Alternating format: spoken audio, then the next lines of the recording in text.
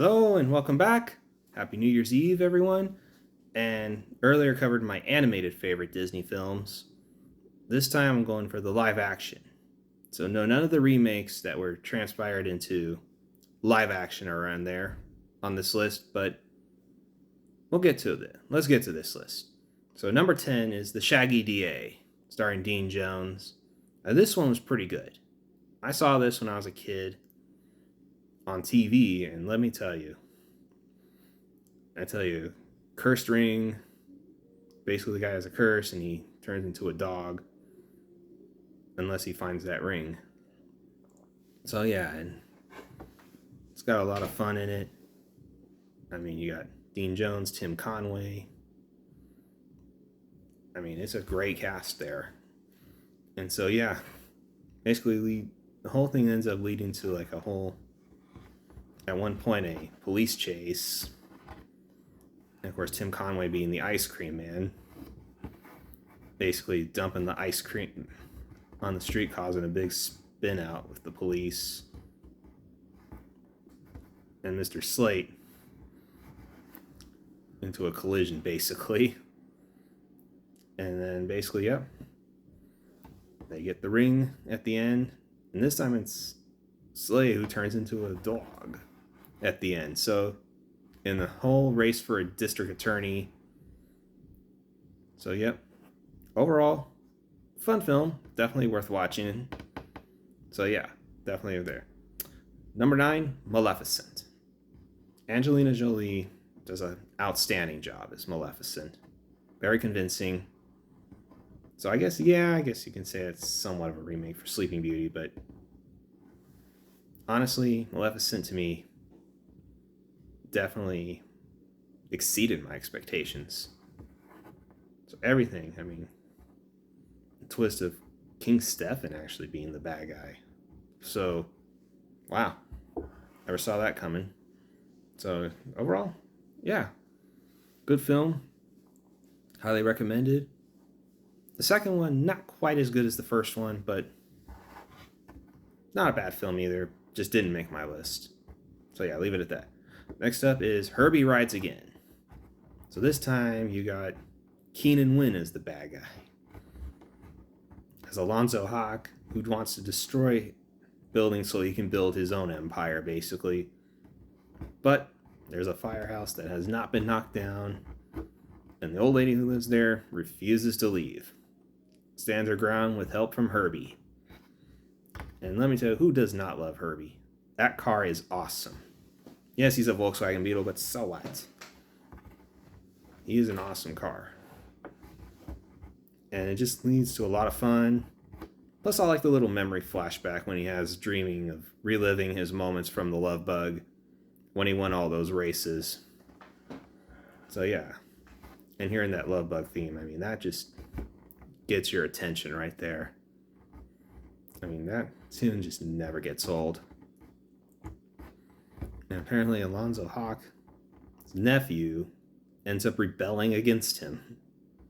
So yeah, props to him. And he impresses that lady. And they end up getting married at the end. So perfect ending. Plus Alonzo Hawk gets arrested. So because the cops all thought he was crazy, that a bunch of Volkswagens were coming after him. Which originally they were, but they stopped at the right moment of truth so that there was no evidence of it. So well done there. Well done. Next on number 6, Pirates of the Caribbean at World's End. Now this one makes my list for a couple of reasons. 1, I really enjoy the film. 2, I saw this at El Capitan Theater. Yes, in Hollywood. And let me tell you, what an experience. If you ever get a chance to experience a Disney movie at El Capitan Theater, I highly recommend you go. It is totally worth the money, worth the experience. So yeah, love this film because also good action and also good chemistry with the characters. You got Johnny Depp as Captain Jack Sparrow. Great performance in the film. He did great in all of Pirates of the Caribbean films. He was consistent. I know some people gripe about him in the last one that they did, but I didn't have a problem with it. But overall, this one definitely deserves a spot, for me at least. I know some people didn't really like this one, and I didn't quite get why, but some people were saying it was too long and all that. Honestly, the longer the film, I think it's better, actually. Plus, I like the action between Captain Jack Sparrow and Davy Jones, sword fighting, Captain Barbossa, Elizabeth Swann, and Will Turner. They all worked well together. And of course, leading up to that finale with a battle in the rainstorm. And of course, a wedding being performed during a battle by Minister Captain Barbossa. I mean, that was just priceless. So priceless, but it was great. It was great. It made my day. Right there, I'm like, getting married while fighting for your life. Okay. That's a way to do it. So yeah, Pirates of the Caribbean at World's End, love it. Absolutely love it. Number 5, the one movie that led me, or actually say one of the movies that led me to becoming a hockey fan, and that is The Mighty Ducks. Yes, Emilio Estevez, Joshua Jackson. Definitely see chemistry building up between those two. First, Joshua Jackson's character, Charlie Conway, doesn't think much of Gordon Bombay, especially when he tries to get him to do the taken dives and stuff. He knows it's wrong, so he won't do it. And Gordon Bombay, after getting some encouragement from Hans, realizes he was wrong. And so he apologizes to Charlie and to the team. And as a result, things start to get better, especially along the way when they get Fulton Reed, who can absolutely shoot that puck really hard. I mean, nobody wants to get in the way of that shot. I know I wouldn't want to. And of course, they end up getting Adam Banks, who was supposedly according to league rules, he was supposed to be on the team, but some tweaks were made, and he ended up on the Hawks originally. But then they called out the league, and the league, said, wait a minute, how did that happen? So yeah, there you have it. So it finally leads up to the showdown between the Ducks and the Hawks. It started out to be an entertaining game, and the Ducks pulled it off. Should I say the Mighty Ducks pulled it off, winning the championship against basically an undefeated Hawks team. So yeah, the upset of all. There you go. Number 4, the one that starred the Herbie movies, The Love Bug, starring Dean Jones, Buddy Hackett, and Dave Tomlinson. And let me tell you, this is a fun movie. I mean, Herbie is just awesome. And Buddy Hackett, I mean, him and Dean Jones, just the way they have conversations with each other is great. And let me tell you, I mean, Buddy Hackett's a legend. So is Dean Jones, too, as well. And even Dave Tomlinson. I mean, everyone works well in this film. David Tomlinson basically is the bad guy in this one. After this time of playing Mary Poppins. So, yeah. Dad and Mary Poppins. So, yeah. Also, he goes from that to being the bad guy.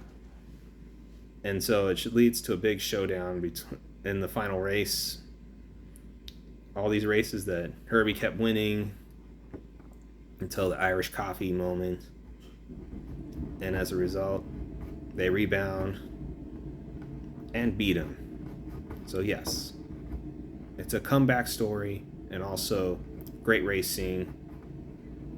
And yeah, choosing the right side.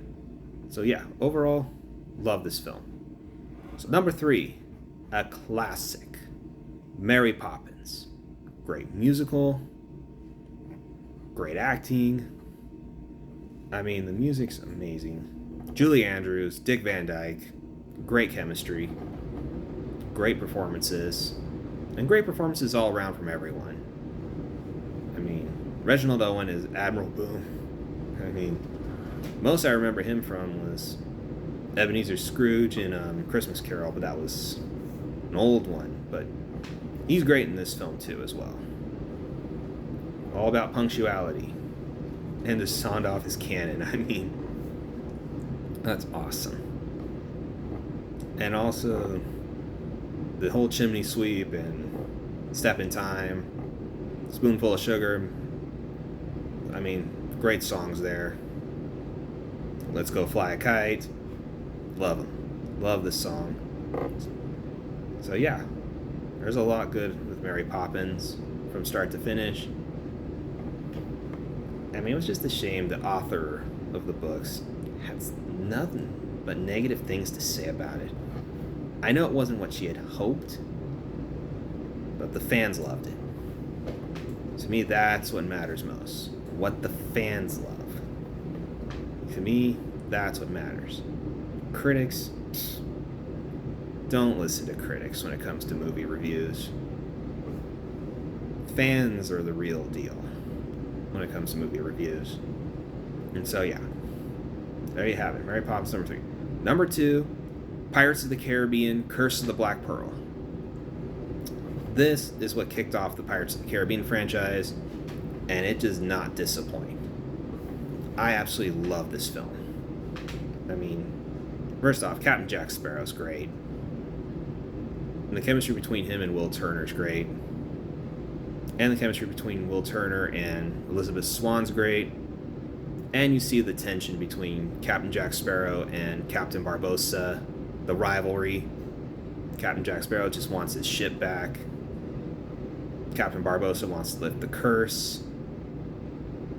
And Will Turner is obviously at some point secretly in love with Elizabeth Swann, but he's afraid to admit because, of course, she lives in royalty, basically, with Governor Swan as her father. So basically he's under the impression she could only love like a royal, basically, or basically Commodore Norrington. But once he confesses, she makes the choice to be with Will Turner, which, hey, smart choice on her part. Stick with the good guy who actually cares about you. So yes, absolutely, well done there. I mean, great sword fighting, great action, great visuals. It's one thing about the Pirates of the Caribbean films. Their visuals, regardless of good, bad the movie may be, the visuals are always nice. That's one thing about that movie, those movies that are consistent, is the visuals. So there you have it. And number 1, yes, I know this is going to be somewhat of a repeat, but it is another hockey one. That is D2, the Mighty Ducks. So basically going from the Minnesota Miracle to the Junior Goodwill Games, and let me tell you, I think this took a step up. Absolutely love this film. Representing Team USA. And of course the big nemesis, Iceland. Now this one they rebound against them too. This is a rebound story too, because first off, this movie starts off with Gordon Bombay in the minor leagues of, I think, the Minnesota North Stars or Dallas Stars. And he's making some great strides. And then, of course, he gets injured on a cheap shot and messed up his knee, and as a result, can't play. But then he gets offered that job with the Junior Goodwill Games as the Team USA coach. So he gathers around the Ducks, Mighty Ducks players that he had before, along with a few new members who had represented Team USA from before. And at first there's a little tension, but then as it goes on, the players actually start to respect one another and get along better, especially Portman and Fulton Reed. I mean, the Bash Brothers.